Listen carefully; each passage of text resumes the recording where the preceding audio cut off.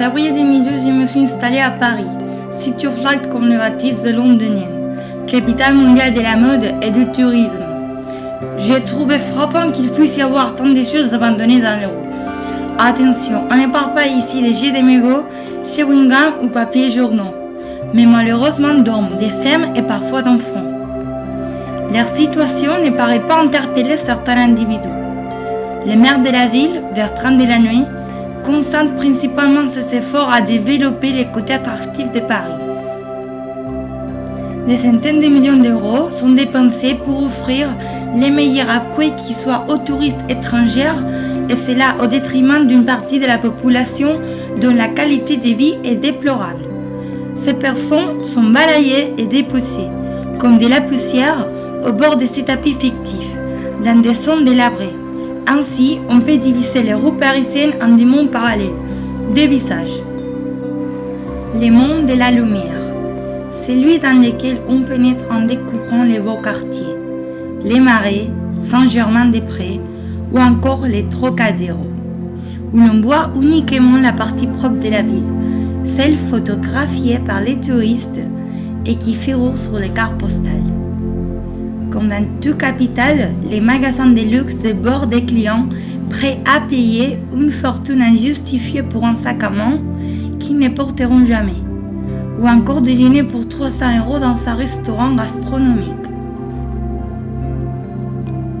La propreté et l'ordre sont donc très présents dans ce monde, qu'on peut parfois trouver cynique. La police et les services publics sont surtout à la disposition des personnes aisées, ce qui est un peu une forme d'injustice sociale dans un pays qui se prétend être celui des droits de l'homme. La grosse différence entre ce monde et l'autre, celui de l'ombre, c'est l'argent, le nerf de la guerre. Le monde de l'ombre, celui des sans-abri, des itinérants et des clochards. C'est cette fameuse poussière, celle qu'il ne faut pas montrer, celle qui ne doit pas être sur les cartes postales ou dans les albums photos souvenirs des touristes. Jusqu'aux années 70, les clochards étaient principalement des joyeux anarchistes, en quête d'un mode de vie différent.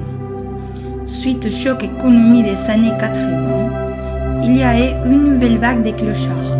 Ils ont été totalement désocialisés. Pas de travail, pas d'amis, pas de famille. Ces problèmes étant nouveaux, les pouvoirs publics n'ont pas pu trouver des solutions rapidement.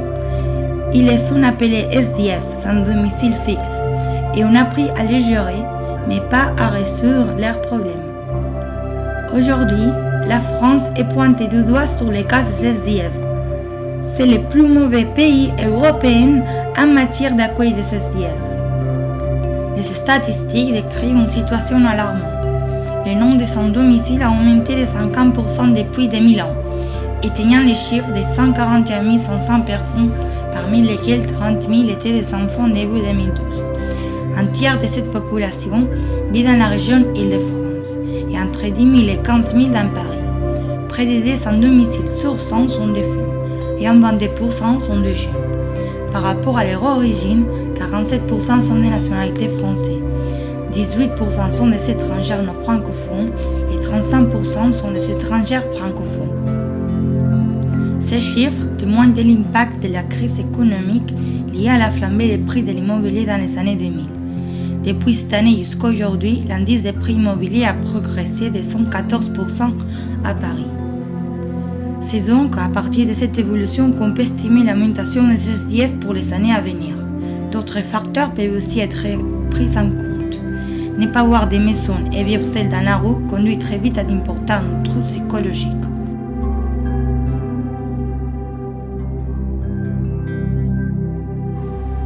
Aujourd'hui, un tiers des SDF souffrent des troubles psychiatriques, des troubles de l'humeur et troubles dépressifs. Par conséquent, 1 sur 3 présente au moins une addiction à l'alcool, à une drogue ou à un médicament détourné de son usage. Psychologiquement détruits, ils ne peuvent plus s'occuper d'eux-mêmes. Ces déséquilibres les poussent à l'écart de la société et leur font perdre leur identité. Croiser les regards d'un clochard, c'est affronter une réalité douloureuse. il nous jette d'un coup toute sa souffrance. Notre réaction est souvent la même. On détourne notre regard. Cette réaction est un réflexe pour se protéger de nos propres angoisses et éviter de se confronter aux souffrances des autres. En soi, ce n'est pas mauvais de notre part. Ça reflète seulement notre fragilité et nos limites. Mais je pense qu'en tant qu'être humain, il serait important de plus s'ouvrir aux autres.